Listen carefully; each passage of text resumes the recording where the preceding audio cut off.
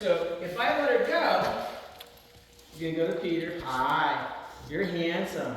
Can I have food? Right? Charlie, up, here. Good girl. Sit. No. Right? So she fails. I go and get her.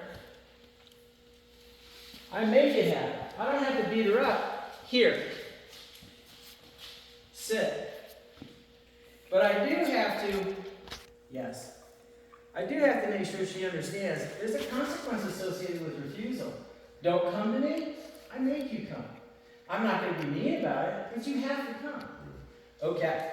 And then we go back to the restraint component, which is, since you've deceived me and you're not coming to me, I'm going to make sure that you can't refuse in the future, right?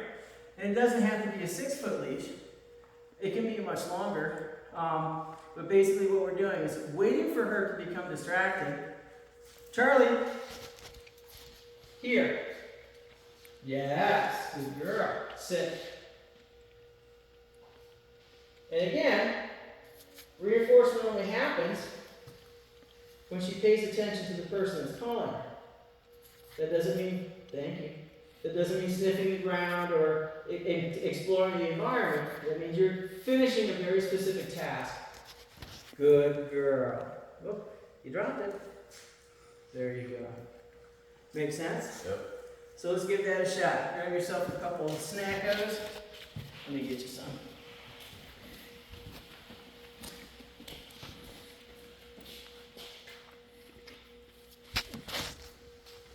Teeny tiny. Transfer of power. There you go.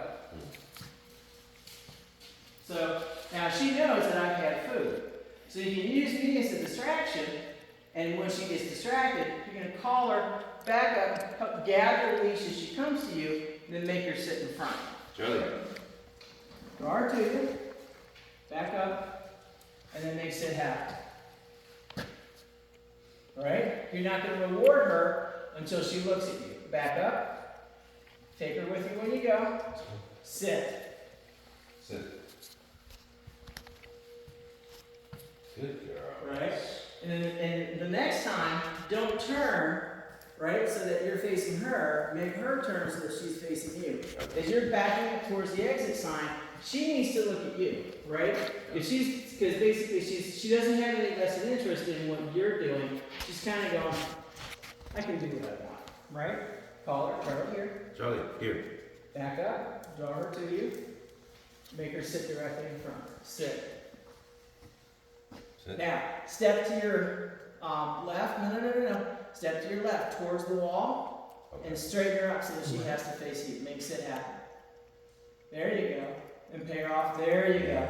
That's what I'm going for. Because if she's basically facing the same thing she wanted before you called her, we're not teaching her to ignore it. We're teaching her that she's just going to have access to it regardless. Does that make sense? Yeah. All right. So again, call her back. Charlie, here. Back up. Make it happen. Gather your leash. Have her sit. And again, step slightly to your left. Bring her with you when you go. And then you only pay her off when she's paying attention to you. Right? And apply leash pressure until she looks at you. Because she's basically saying, this is not important enough. So step forward a hair to push her out of your space, and then turn her so that her face is looking at you. There you go. And again, she has to pay attention to you. And wait until she gives it up. Because she's like, this is stupid. I don't like any of this. Well, guess what? Teenage girl, this is your life now. Your parents have value. And just continue applying pressure until she gives you eye contact. She'll give it up. She just doesn't think that there's any value in it. Oh, almost. Make her sit. Don't back up anymore. Make her sit. Oh, there we go. Girl. Bugger. Good girl.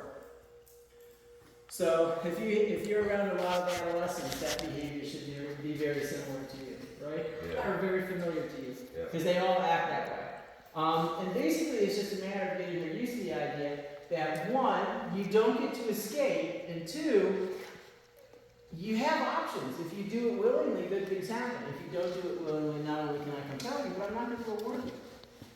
What are you doing, silly? Get out of there. Right? Same thing. Do you have more? Do you need more food? I got some. Okay. Charlie, here. Back up. And once you give the command, make sure that you apply enough pressure for her to commit to the act. Sit.